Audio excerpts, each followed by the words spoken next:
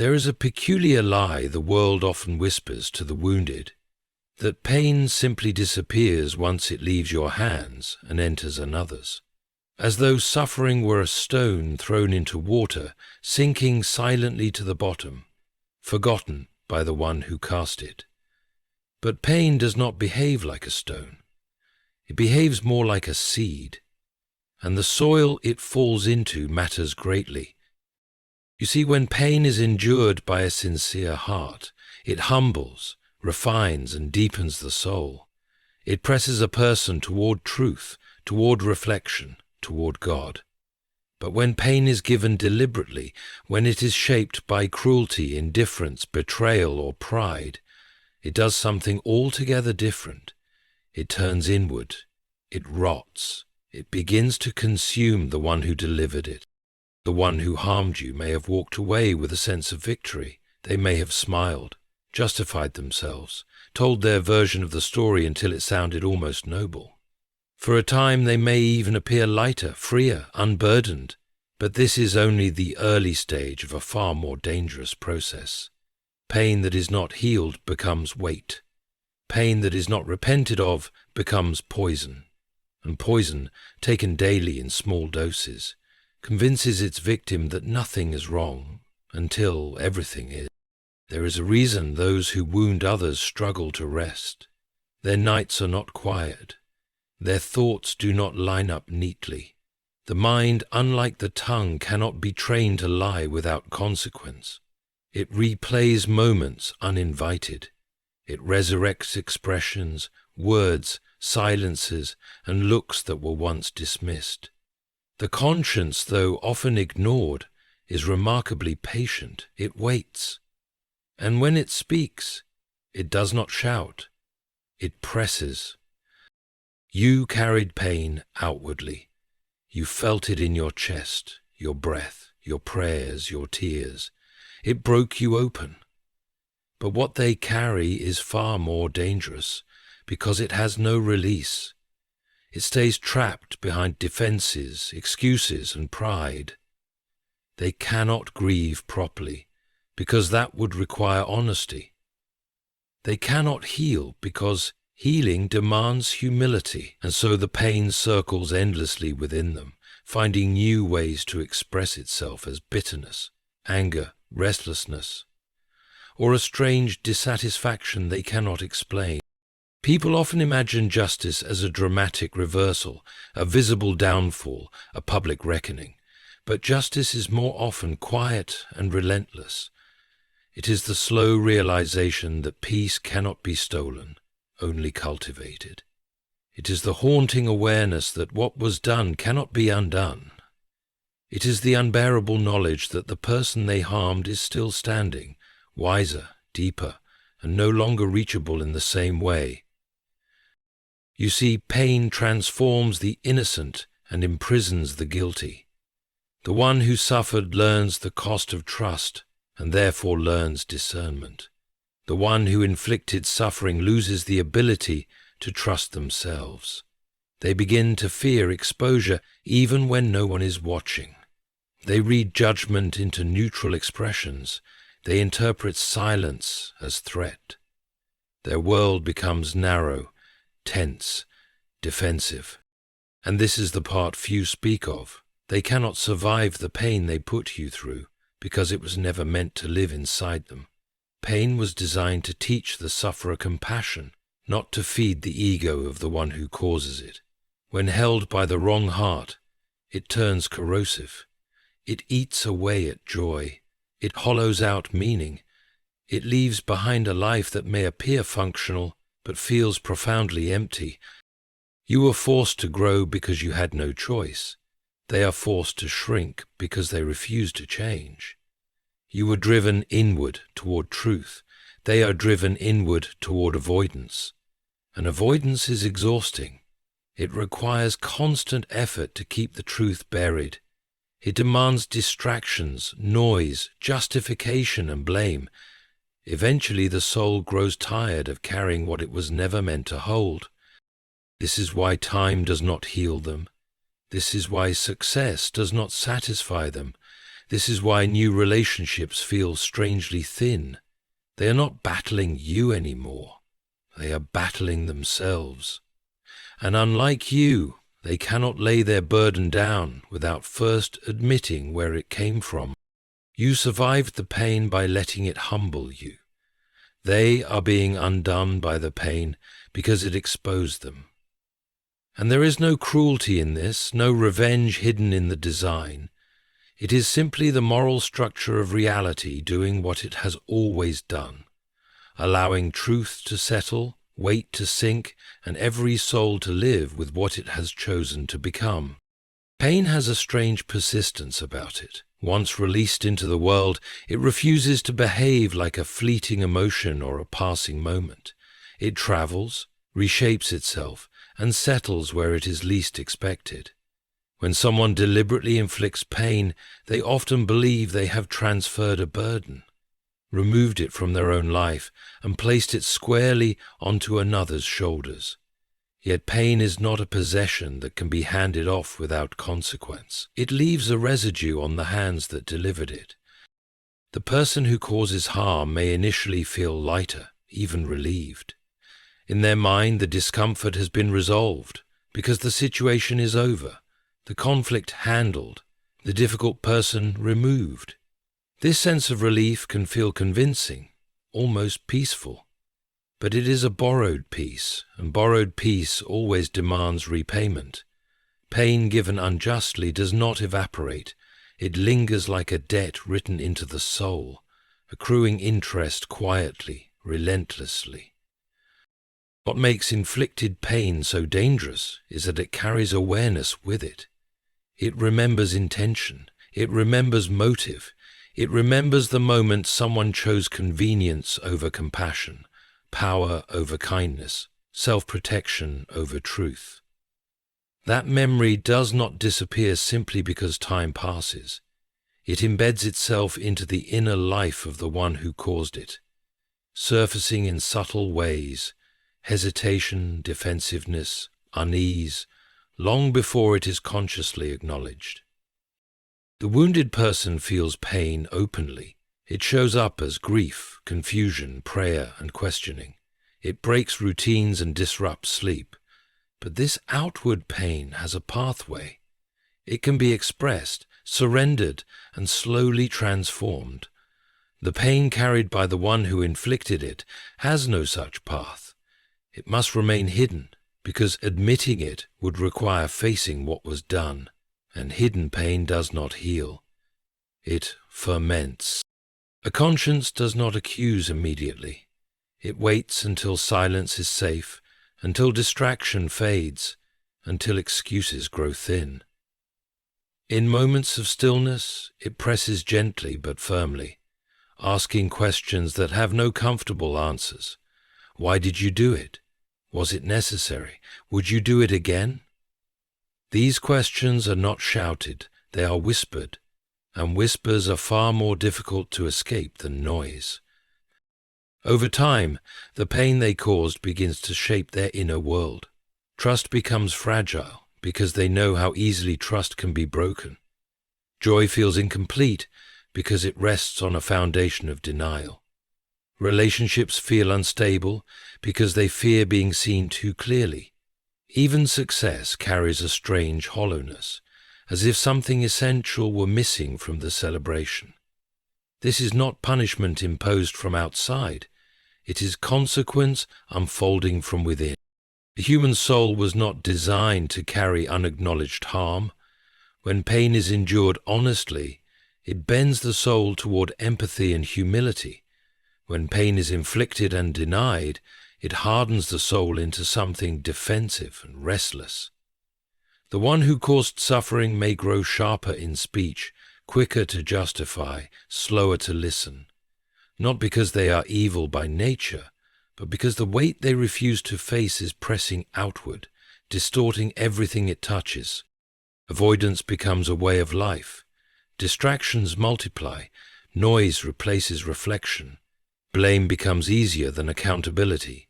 Yet none of these strategies lighten the load. They only postpone the reckoning. Pain that is never named demands to be felt somewhere, and so it leaks out as irritability, dissatisfaction, or an unshakable sense that peace is always just out of reach. Meanwhile, the one who was hurt begins a different journey. Pain forces honesty upon them. It strips illusions and exposes vulnerability. It compels growth, even when growth is unwanted. In time, this pain can become wisdom, depth, and strength. The contrast is stark. One soul is enlarged by suffering, the other constricted by it. Not the serenity of another. I do not care. Those who know, this is the quiet truth, hidden beneath so many broken stories. Pain given does not disappear, it returns, not as drama or spectacle, but as an internal weight that must be carried daily. And the tragedy is not that this weight exists, but that it could be laid down, if only the one carrying it were willing to face what they chose to place upon another. Pain does not work upon every heart in the same way. Its effect is determined less by its intensity and more by the posture of the soul that receives it. When pain is endured by someone sincere, it enters like fire into raw metal. But burning, yes, but shaping, strengthening, and purifying. When pain is inflicted deliberately, especially without remorse, it enters the heart like rust. It spreads quietly, weakening the structure from within until collapse becomes inevitable. The one who suffers unjustly is forced into honesty. Pain strips away performance and pretense. It brings a person face to face with their limits, their fears, and their deepest questions. Nothing exposes the soul more completely than suffering it did not deserve. Yet in that exposure lies the beginning of transformation. The sincere heart does not pretend the pain is noble or welcome. It admits its weight, mourns its cost, and seeks meaning beyond it. That seeking becomes a doorway to wisdom. Pain endured humbles because it reminds a person of their dependence, on truth, on grace, on something higher than their own strength. It teaches restraint, compassion, and discernment. It sharpens the awareness of how fragile trust is and how sacred it must be treated. The one who suffers learns what words can wound, what silence can steal, and what kindness can restore. Suffering becomes a teacher not because it is good, but because the heart receiving it is willing to learn. The one who inflicts pain, however, learns something very different. Causing harm without repentance requires distortion. The mind must twist reality until cruelty feels justified and responsibility feels optional. This distortion does not remain isolated to one decision. It spreads into character. A heart that excuses one wound soon finds it easier to excuse another. Compassion dulls, self-reflection becomes uncomfortable, pride steps in to defend what conscience quietly condemns. Pain inflicted does not invite humility, it demands superiority. To hurt another and live with oneself afterward, one must believe at least momentarily that the other deserved it, that their suffering was necessary, or that their pain was insignificant. These beliefs form a shield, but shields are heavy. They must be carried constantly, reinforced repeatedly, and guarded against any crack that might let truth seep through. Over time, this inner corruption shows itself in subtle ways. The one who caused harm becomes easily offended, because deep down they know how easily they offend. They become suspicious of others' motives, because they understand their own capacity for betrayal. Their moral world narrows. Everything becomes a transaction. Power, loyalty, affection, measured by advantage rather than integrity. The sincere sufferer moves in the opposite direction. Pain teaches them restraint, because they know the cost of recklessness. It deepens empathy because they recognize pain even when it is unspoken. They become slower to judge and more careful with words. Their strength grows quieter, less performative, more rooted. What once might have shattered them now merely humbles them. The tragedy is not simply that pain corrupts the one who causes it. The tragedy is that corruption feels like control at first. Dominance masquerades as strength. Detachment pretends to be wisdom. Indifference passes itself off as maturity. Yet beneath these masks is a soul increasingly disconnected from joy, peace, and genuine connection. What was gained through harm must be defended through hardness, and hardness is a lonely way to live. Pain endured refines because it aligns the soul with truth. Pain inflicted corrodes because it requires denial. One moves toward clarity, the other toward confusion. One grows inwardly stronger even when outwardly wounded, the other grows inwardly weaker even when outwardly successful. This is why the same pain can produce saints in one place and shadows in another. The difference lies not in the pain itself, but in the heart's response to it. The sincere soul allows pain to soften it. The unrepentant soul allows pain to poison it. And in time, each becomes exactly what it has chosen to nurture within. Temporary relief has a way of disguising itself as victory. When someone causes pain and walks away untouched by immediate consequence, the absence of discomfort feels like proof that the choice was justified. Silence from the wounded feels like permission. Distance feels like resolution. The moment passes, and with it comes a subtle sense of triumph, as though the problem has been solved simply because it is no longer visible. But this relief is not peace. It is merely the pause before a deeper unrest begins. The human soul is not designed to outrun truth forever. What feels like freedom in the early stages is often nothing more than emotional numbness. The heart dulls itself to avoid reflection, and in doing so mistakes the lack of pain for health. This is why those who harm others can appear calm, even cheerful, for a time. They are not healed, they are anesthetized. And anesthesia, by its nature, wears off. As time moves forward, the relief that once felt so convincing begins to thin. It does not vanish all at once, instead it frays at the edges. Small irritations feel larger than they should. Moments meant for rest feel restless. Achievements that once brought satisfaction now deliver only a brief spark before fading into disappointment. The inner world grows noisy, not with accusation, but with unease, an undefined discomfort that refuses to be named. Unresolved guilt does not usually announce itself as guilt. It disguises itself as defensiveness, impatience, or a quiet resentment toward people who have done nothing wrong. It bends perception. Neutral remarks feel like criticism. Innocent questions feel like threats. The mind, burdened by what it refuses to face, begins to search for enemies so it does not have to confront itself. Sleep becomes lighter. Silence becomes uncomfortable. Stillness feels intrusive. In the quiet moments, late at night, early in the morning, or during unguarded pauses, the memory returns, not dramatically, not as punishment, but as recollection. A sentence spoken too harshly, a truth deliberately ignored, a boundary crossed without care. These moments resurface not to torment, but to be acknowledged. Yet acknowledgement is precisely what pride resists. The wounded person grieved openly. They wrestled with questions, tears, confusion, and prayer. Their suffering disrupted life, but it also forced honesty. The one who caused the pain avoided this disruption, and so avoided the work that leads to peace.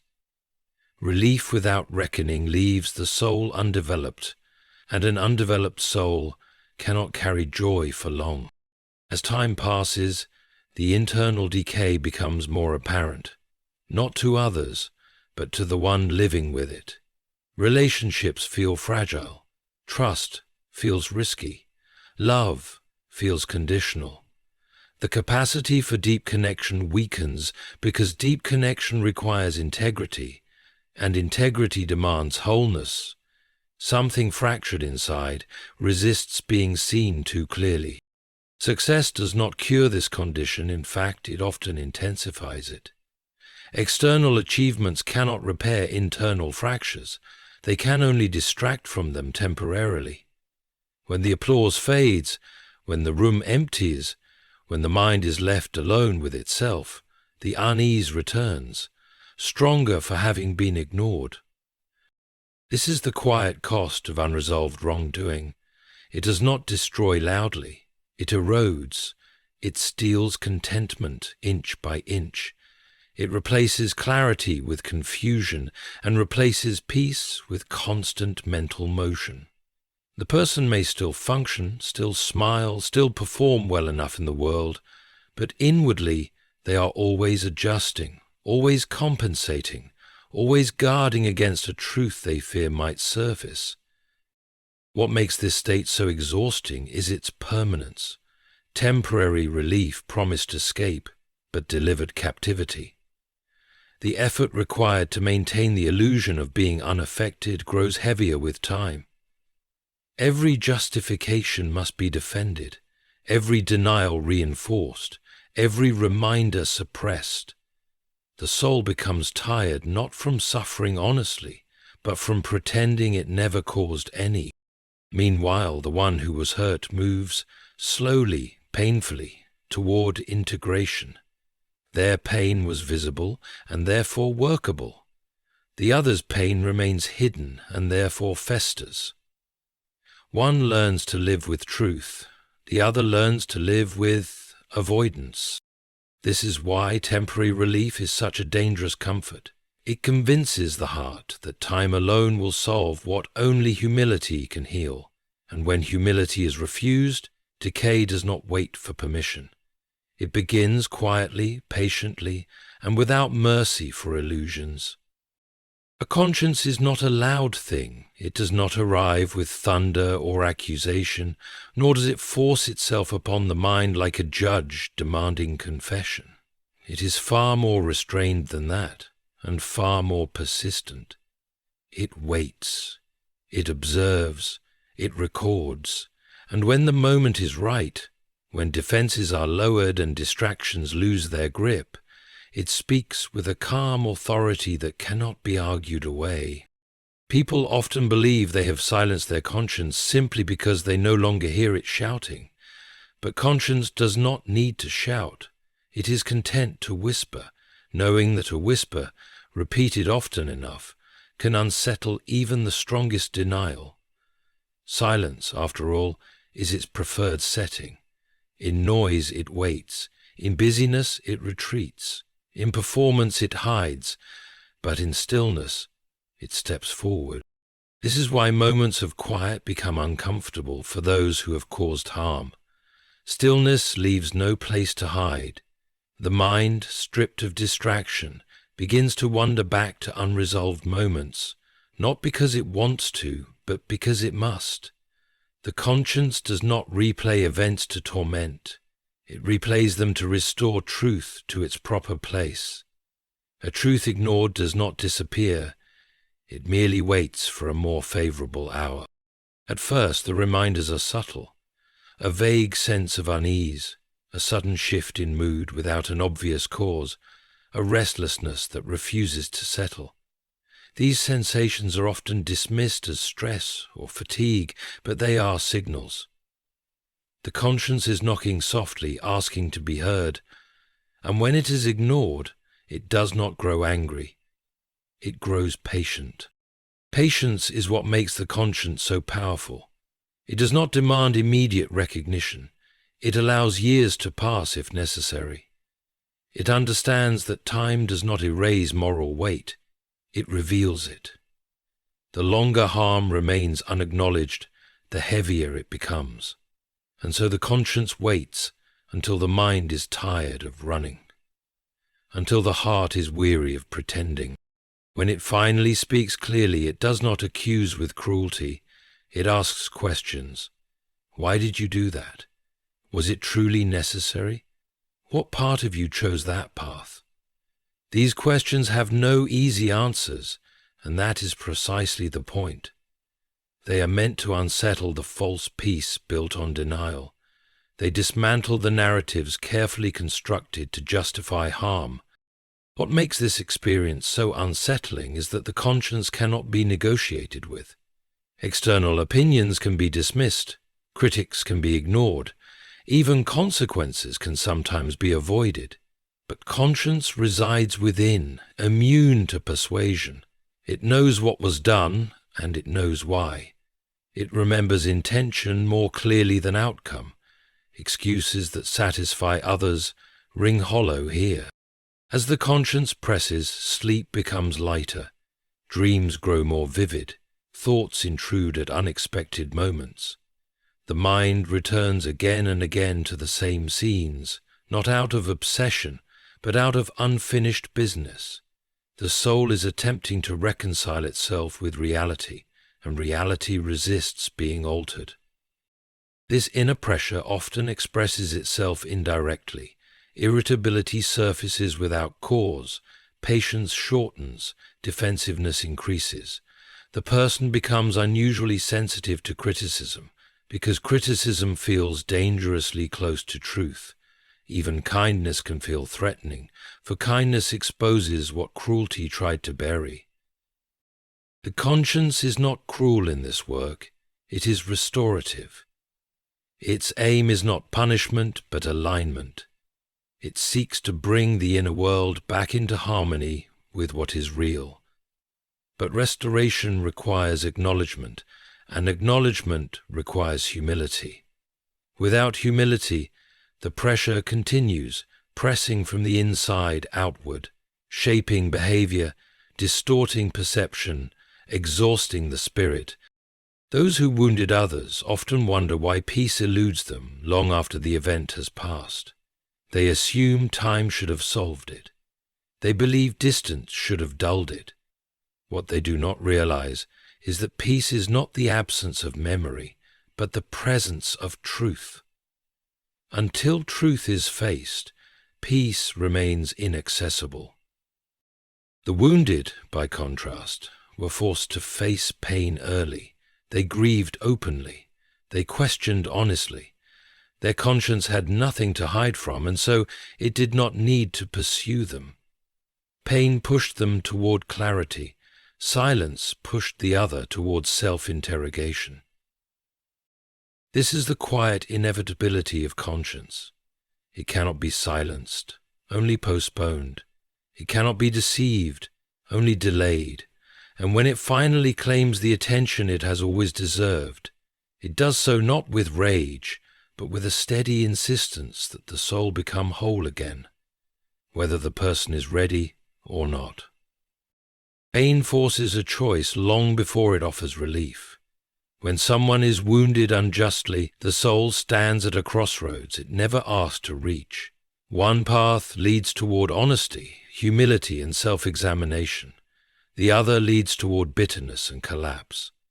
The sincere heart, though shaken and confused, often chooses the harder path, not because it feels noble, but because it feels necessary. Pain strips away illusions and leaves no room for pretending to be stronger, wiser, or more complete than one truly is. The wounded person is humbled because suffering removes control. It reminds them how little power they truly possess over outcomes, people, and timing. This loss of control is frightening, yet it becomes strangely clarifying. Pride dissolves under pain because pride depends on the illusion of self-sufficiency. When that illusion breaks, the soul becomes teachable. Questions arise that comfort never produces. What truly matters? What can be trusted? What kind of person must I become to survive this honestly? Humility does not arrive as self-contempt, it arrives as clarity. The wounded begin to see themselves without the distortions of ego. They recognize limits. They acknowledge fear. They learn restraint because reckless words once wounded them deeply. Compassion grows not from theory, but from memory. Having tasted pain, they become careful with others' hearts. Their growth is slow, often quiet, but real. Pain presses them inward, toward reflection, prayer, and truth. The one who caused the pain faces a different crossroads, though they may not realize it. To accept responsibility would require a similar humility, an admission that their actions carried weight and consequence. But pride stands guard at this entrance. Pride insists on justification. Pride reframes harm as necessity. Pride insists the other was too sensitive, too weak, or somehow deserving. In this way the soul avoids the discomfort of truth, but at a significant cost. Excuses begin to accumulate. Each excuse feels small on its own, but together they form a barrier against self-awareness. Reflection becomes dangerous, because reflection threatens the story that keeps guilt at bay. The inner world grows cluttered with defenses, rationalizations repeated until they sound convincing even to the one who speaks them. Yet conviction built on repetition is fragile. It must be constantly reinforced. While the wounded person learns to sit with discomfort, the one who caused harm learns to flee from it. Silence becomes threatening. Stillness feels accusatory. Pride fills the space where humility might have healed. Over time, this posture hardens. The heart becomes less flexible, less open to correction. Pride, once a shield, becomes a cage. Growth requires surrender, and surrender feels unbearable to pride. To admit wrongdoing is to accept limitation, and limitation feels like loss of power, so pride chooses control instead. Control over narratives, control over memories, control over how events are interpreted. Yet control is exhausting. It demands constant vigilance. Every reminder must be reframed, every doubt suppressed, every question answered before it can be fully asked. The wounded person, by contrast, has little energy for such defenses. Pain has already dismantled them. In that dismantling, something new is built. Not confidence in self, but confidence in truth. They learn that strength does not come from being untouchable, but from being honest. Their humility becomes a source of quiet authority. They are less reactive, less eager to prove, less dependent on validation. The one trapped in pride grows increasingly sensitive. Criticism feels unbearable because it threatens the fragile structure holding denial in place. Advice feels intrusive. Disagreement feels like attack. Even kindness can provoke suspicion, because kindness invites reflection, and reflection invites truth. Pain has refined one soul by breaking it open. Pain has corrupted the other by being hidden. One has learned to live without illusion. The other must defend illusion at all costs.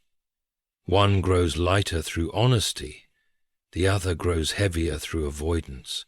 And the distance between these two inner worlds expands, not through punishment or revenge, but through the natural consequences of humility embraced and pride preserved. The tragedy is not simply that pride blocks healing.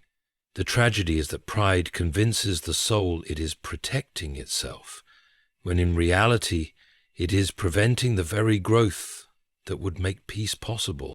Pain that is never acknowledged does not fade, it changes its behavior. When suffering is hidden behind justification, it loses its ability to move outward toward healing and instead turns inward, where it begins to reshape the inner life of the one who carries it. This is not because pain is vengeful, but because it demands recognition. Denied pain becomes trapped energy, circling endlessly within the soul, searching for an exit that pride refuses to open. Repentance is not merely an admission of guilt, it is a release valve. It allows pain to be named, owned, and set down. Without it, pain has nowhere to go. The one who caused harm may convince themselves that time will soften the memory, that distance will dull responsibility, or that silence will erase the past. Yet, pain that is concealed rather than confessed grows heavier, not lighter. It presses inward, settling into the deepest corners of the personality. When justification replaces repentance, the heart must continually defend itself. The story must be retold until it sounds acceptable. Motives must be reinterpreted. Responsibility must be divided, diluted, or shifted entirely. This process feels protective at first, even rational, but the soul pays a price for every distortion of truth. Reality resists being reshaped indefinitely. What is denied consciously returns unconsciously. Bitterness is often the first symptom. It does not appear as rage, but as a subtle edge in perception. The world feels unfair, people seem demanding, gratitude feels forced. The one who carries hidden pain begins to react not to what is happening, but to what remains unresolved within. Small frustrations trigger disproportionate responses. Patience thins. Joy feels interrupted, never complete. Anger soon follows, though it rarely announces its true source. It emerges in safe directions, towards strangers, circumstances, or those who pose no real threat. The anger feels justified because it is fueled by a deeper discomfort that has never been addressed. Yet because the true cause remains unnamed, the anger cannot resolve. It burns continuously, consuming energy without producing clarity. Emotional emptiness often settles in quietly. Where warmth once lived, there is now numbness. Where curiosity once flourished, there is disinterest. Life continues but without depth. Relationships feel transactional. Conversations skim the surface. Laughter lacks resonance. This emptiness is not depression in the clinical sense. It is the absence of connection to one's own truth. The soul, having learnt to avoid honesty, gradually loses the capacity for genuine feeling. The one who suffered openly experienced pain as disruption. It shattered routines and demanded attention. The one who inflicted pain experiences suffering as erosion. It wears away meaning slowly, almost invisibly. Because it is hidden, it cannot be shared. Because it is justified, it cannot be healed. Because it is denied, it cannot be released. Without repentance, pain becomes a silent architect of character. It reshapes values. Compassion narrows, empathy weakens. The capacity to sit with discomfort diminishes. Over time, avoidance becomes instinctive. Anything that invites reflection feels threatening. Anything that asks for accountability feels intrusive. The inner life grows guarded, rigid, and defensive. This is why those who refuse repentance often appear restless, even in comfort. They may have stability, resources, or success, yet feel perpetually unsettled. Their spirit is carrying weight it was never meant to hold. The soul was designed to grow through truth, not to survive through denial. When truth is avoided, the soul compensates by hardening. The tragedy is not that repentance is demanded, but that it is resisted. Repentance is not humiliation, it is liberation. It is the moment pain is allowed to move again, to leave the inner chamber where it has been poisoning everything it touches. Without it, pain remains active, shaping reactions, perceptions, and relationships from behind the scenes. The wounded were forced into honesty because pain gave them no alternative. The one who caused the pain avoided honesty and paid for that avoidance with an inner fragmentation that deepens over time. One path led through sorrow into clarity, the other led around sorrow into numbness. Pain denied does not sleep. It waits. It adapts. It expresses itself wherever it finds space, through bitterness, anger, or emptiness, until the soul either opens the door to truth or grows too tired to remember what peace once felt like. Justice is often imagined as a sudden reversal, something dramatic, visible, undeniable. People expect it to arrive like a public reckoning, a collapse everyone can point to and say, this is what they deserved. But reality operates far more quietly and far more precisely. True justice does not rush. It does not perform. It settles in slowly, weaving itself into the inner life of the one who caused harm until escape is no longer possible. What makes this form of justice so unsettling is that it cannot be blamed on circumstances. There is no enemy to point at, no event to accuse. The loss it brings is internal. Peace begins to slip away, not all at once, but in fragments. Moments that should feel calm feel strangely tense. Achievements that should feel satisfying feel hollow. The person cannot explain what is missing, only that something essential is gone. Clarity is often the first casualty. The moral landscape grows foggy. Decisions that once felt obvious now feel uncertain. Right and wrong blur at the edges because the inner compass has been tampered with. When someone wounds another without reckoning, they disturb their own sense of order. Truth becomes inconvenient, so it is avoided. Over time, avoidance becomes confusion, and confusion becomes disorientation. The soul no longer knows where it stands. Peace does not leave dramatically either. It erodes. Sleep becomes shallow. Rest feels incomplete. Silence feels uneasy. Even moments of comfort are laced with restlessness, as though the mind is always waiting for something to go wrong. This is not paranoia. It is the cost of unresolved truth.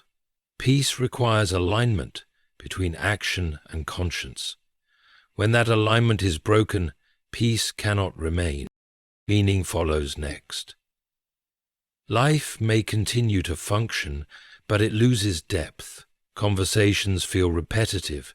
Relationships feel thinner. Purpose becomes harder to define. The person stays busy, but busyness replaces direction. Without inner coherence, goals lose their weight. Even success feels strangely irrelevant, as if it belongs to someone else. This is the quiet justice few prepare for, the justice of inner fragmentation. Nothing external needs to collapse for it to take effect. The person still shows up, still performs, still participates in life. But internally, something has shifted. The center no longer holds. The self feels divided, guarding secrets even from itself. What makes this justice so exact is that it matches the offense. Harm was done quietly, often without witnesses, often behind explanations and justifications. Justice arrives the same way, unannounced, unseen, undeniable only to the one experiencing it. No spectacle is required. The soul knows. The wounded person, on the other hand, was forced into clarity early. Pain shattered illusions. It demanded reflection. It stripped away false comforts and forced an encounter with truth. Though devastating at first, this process eventually brought coherence. The suffering had meaning because it was faced honestly. Peace, once rebuilt, rested on solid ground. The one who caused the pain avoided this confrontation. They preserved comfort at the expense of truth, and comfort, built on denial, cannot last. Over time, the mind becomes its own interrogator. Questions surface without warning. Memories intrude uninvited, not to accuse, but to resolve. Yet resolution requires honesty, and honesty threatens the story that has been carefully maintained.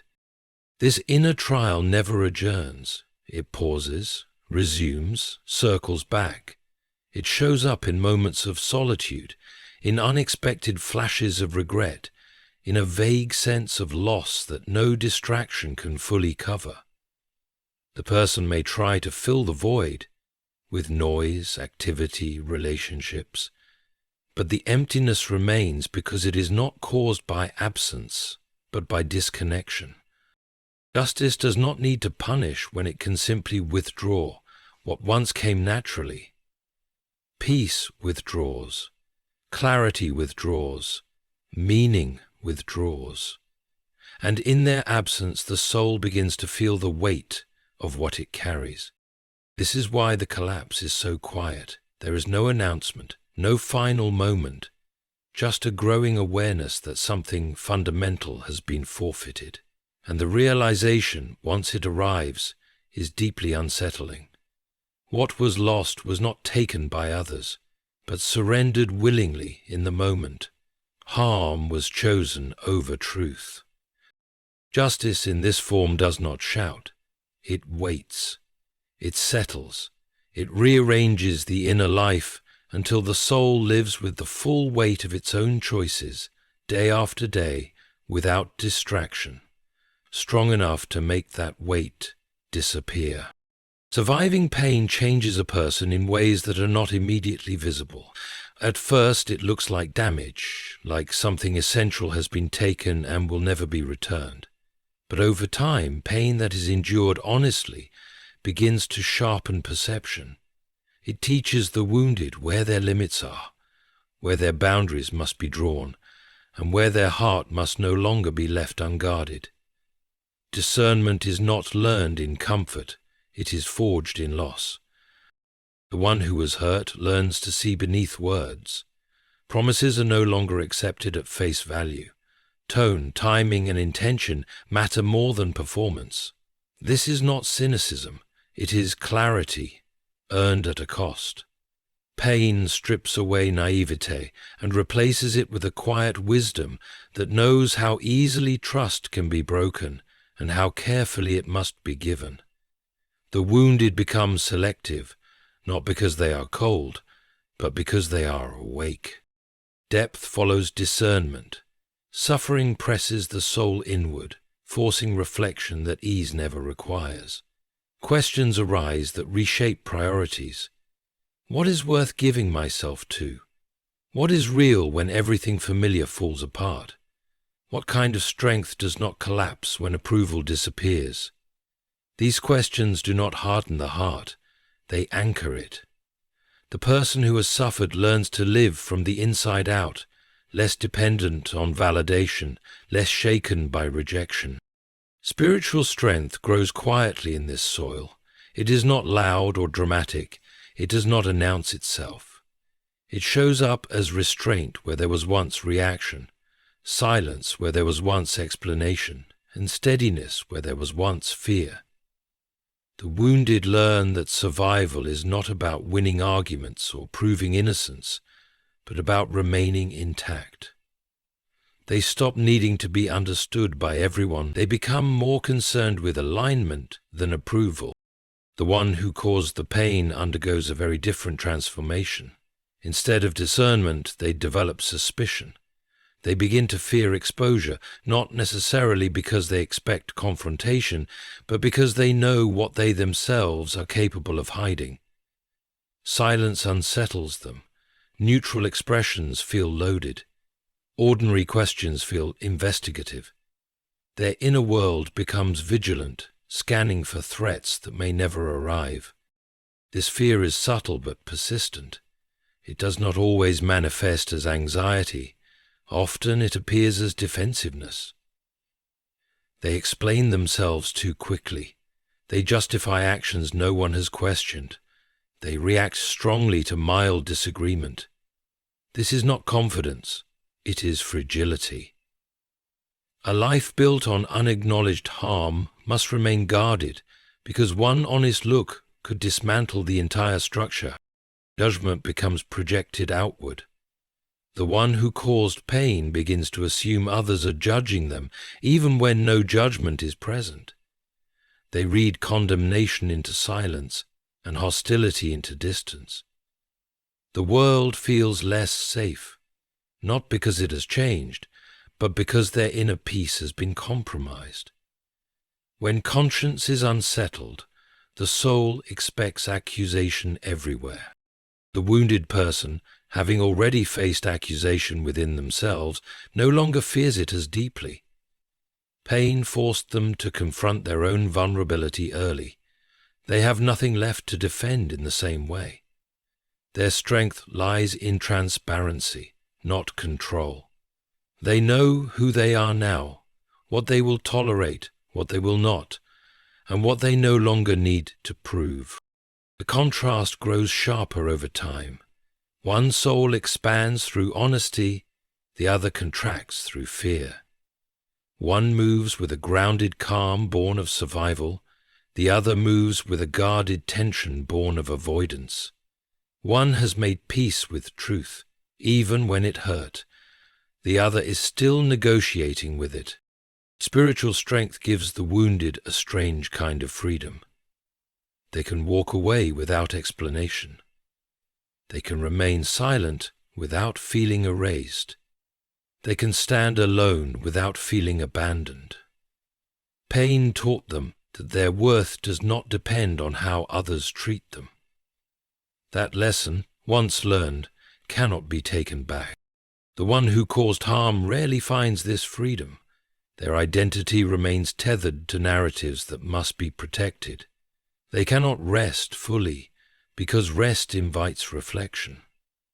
They cannot be fully present, because presence invites memory. Even in moments of success, a subtle tension remains, an awareness that something unresolved lingers beneath the surface. What is most ironic is that the wounded person, once perceived as weak, becomes internally unassailable. They have already endured what they feared most. The one who caused the pain, once perceived as powerful, becomes internally fragile, dependent on circumstances remaining favorable and silence remaining intact.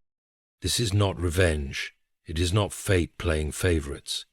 It is the natural outcome of two different responses to pain. One allowed suffering to teach them, the other allowed fear to govern them. And over time, those choices sculpt two very different inner worlds. One marked by depth and quiet strength, the other by vigilance and unease that no outward success can fully quiet.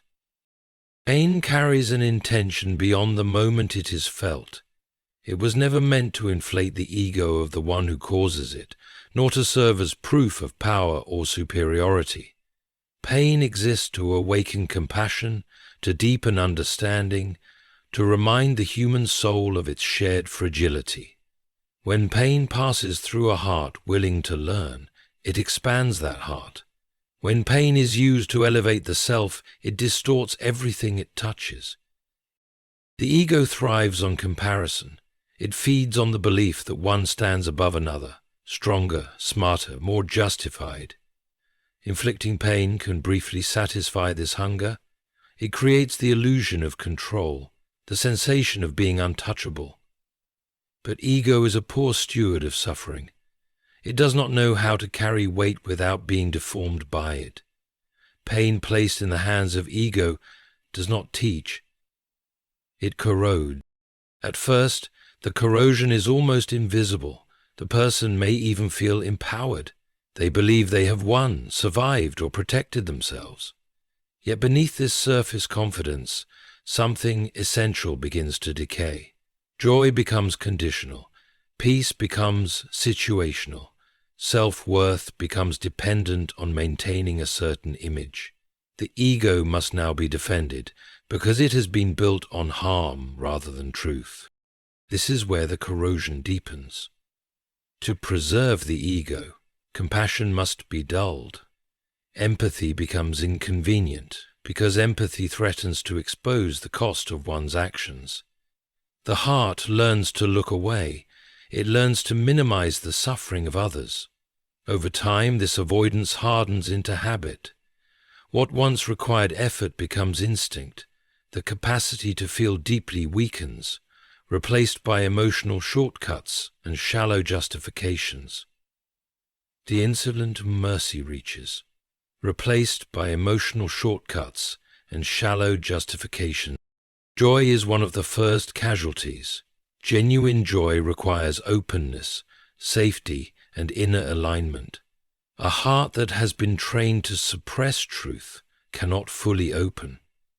Laughter may still occur, pleasures may still be enjoyed, but they lack resonance.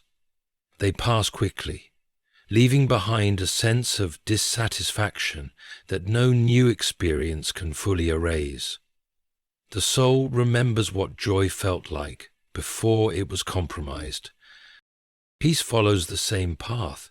Peace is not the absence of conflict, it is the presence of coherence.